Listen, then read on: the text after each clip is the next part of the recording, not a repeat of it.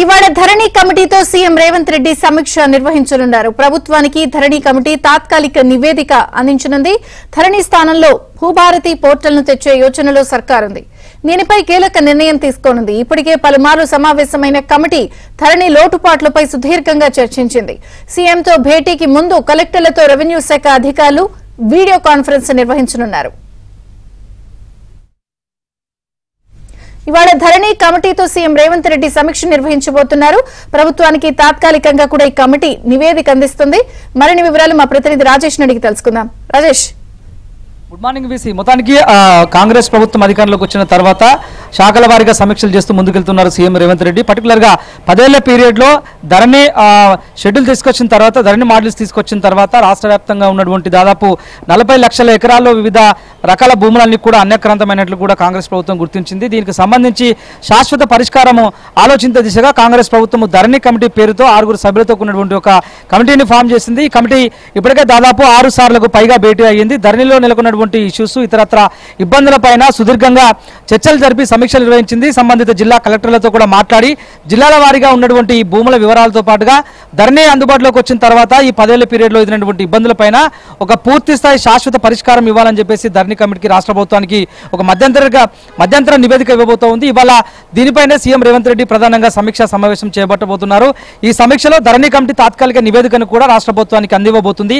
ధరణి స్థానంలో భూభారతి పోర్టల్ను అందుబాటులోకి తీసుకొచ్చే యోచనలో రాష్ట్ర ప్రభుత్వం ఉన్నట్లు కూడా తెలుస్తుంది. దీనిపై అఫీషియల్ గా ఎలాంటి నిర్ణయం తీసుకోలేదు. కానీ ఇవాళ మరోసారి రాష్ట్ర ప్రభుత్వం ధరణి కమిటీ సభ్యులతో సమావేశమైన తర్వాత జరగబోయేటువంటి విధి విధానాలు, నిర్ణయాలపైన, ఇష్యూస్ పైన మరొకసారి చర్చించి నిర్ణయం తీసుకునేటువంటి అవకాశం కల్పిస్తుంది. దీని స్థానంలో గతంలో కూడా చాలా స్పష్టంగా కాంగ్రెస్ ప్రభుత్వం ఎన్నికల మేనిఫెస్టోలో భాగంగా చాలాసార్లు అనౌన్స్ చేసింది. ధరణి పోర్టల్ ద్వారా బీఆర్ఎస్ ప్రభుత్వం అధికారంలో ఉండగా భూములకు సంబంధించినటువంటి వివాదాలు ఎక్కడికక్కడే మిగిలిపోయినటువంటి పరిస్థితి కనిపిస్తుంది. రాష్ట్ర వ్యాప్తంగా ఉన్నటువంటి రైతుల భూములు కావచ్చు, పట్టాలు, అదేవిధంగా భూదాన భూములు, అసైన్డ్ భూములు పర్టికులర్ గా చాలా చోట్ల కూడా అన్యక్రాంతానికి గురైనటువంటి పరిస్థితి కనిపిస్తుంది. పర్టికులర్ గా ఉమ్మడి హైదరాబాద్, ఉమ్మడి రంగారెడ్డి జిల్లాలకు సంబంధించినటువంటి అంశంలో లక్షలాది ఎకరాల విలువైనటువంటి భూములు ధరణి ద్వారా అన్యక్రాంతమైనటువంటి పరిస్థితిని కూడా కాంగ్రెస్ ప్రభుత్వం ఫైండ్ అవుట్ చేసినటువంటి పరిస్థితి ఉంది. కాబట్టి ఇవాళ దీనిపైనే ప్రధాన ఎజెండాగా చర్చ జరిగేటువంటి అవకాశం కనిపిస్తుంది. ఇక దీంతో పాటుగా వాణిజ్య పన్నులు, ట్రాన్స్పోర్టు, అదేవిధంగా ఎక్సైజ్ శాఖ, అదేవిధంగా మైనింగ్ శాఖలపైన కూడా ఇవాళ పర్టికులర్ గా సీఎం రేవంత్ రెడ్డి సమీక్షా సమావేశం నిర్వహించబోతున్నారు. గతంలో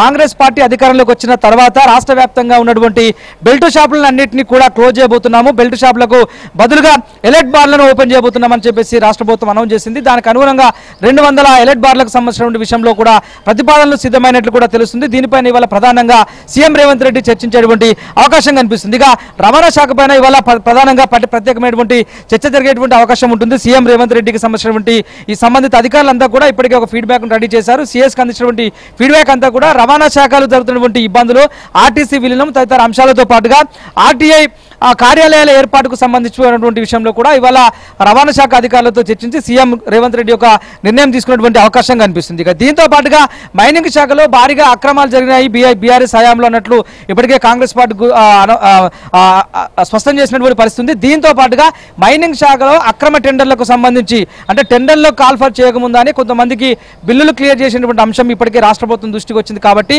మైనింగ్ శాఖలో జరిగినటువంటి ఇష్యూస్, ఇబ్బందులు తదితర అంశాలన్నిటిపైన ఎన్ని కోట్లు చేతులు మారాయి, ఎందుకు టెండర్లు కాల్ఫర్ చేయకుండానే మైనింగ్ శాఖలో టెండర్లు కాల్ఫర్ చేయకుండా డబ్బులు ఎందుకు రిలీజ్ చేసినటువంటి పరిస్థితి ఏర్పడిందని తదితర ఇష్యూస్ పైన కూడా ప్రధానంగా సీఎం రేవంత్ రెడ్డి చర్చించేటువంటి అవకాశం ఉంది. దీంతో పాటుగా రిజిస్ట్రేషన్లు, వాణిజ్య పనుల శాఖ పైన కూడా ప్రధానంగా ఇవాళ ముఖ్యమంత్రి రేవంత్ రెడ్డి సమీక్ష సమావేశం నిర్వహించేటువంటి అవకాశం కనిపిస్తుంది. ఉదయం నుంచి సాయంత్రం వరకు కూడా సంబంధిత 6 శాఖలపైన సీఎం రేవంత్ రెడ్డి సుదీర్ఘంగా చర్చించి సమీక్ష నిర్వహించిన అనంతరం ఒక కీలకమైనటువంటి నిర్ణయం తీసుకునేటువంటి అవకాశం అయితే ఉంటుంది. ఇది అన్నిటికీ మించి కూడా ధరణిలో ఉన్నటువంటి లోటుపాట్లు, ఇష్యూస్, ఇబ్బందులు అన్నిటిపైన కూడా ఇప్పటికే న్యాయ సలహాలు తీసుకుంది రాష్ట్ర ప్రభుత్వం. న్యాయ నిపుణుల ఆధ్వర్యంలో ఇచ్చేటువంటి నివేదిక ఆధారంగా ఫర్దర్ గా ఏ నిర్ణయం తీసుకోవాలనే అంశంపైన ఒక స్పష్టత వచ్చే అవకాశం అయితే ఉంటుంది. Thank you Rajesh.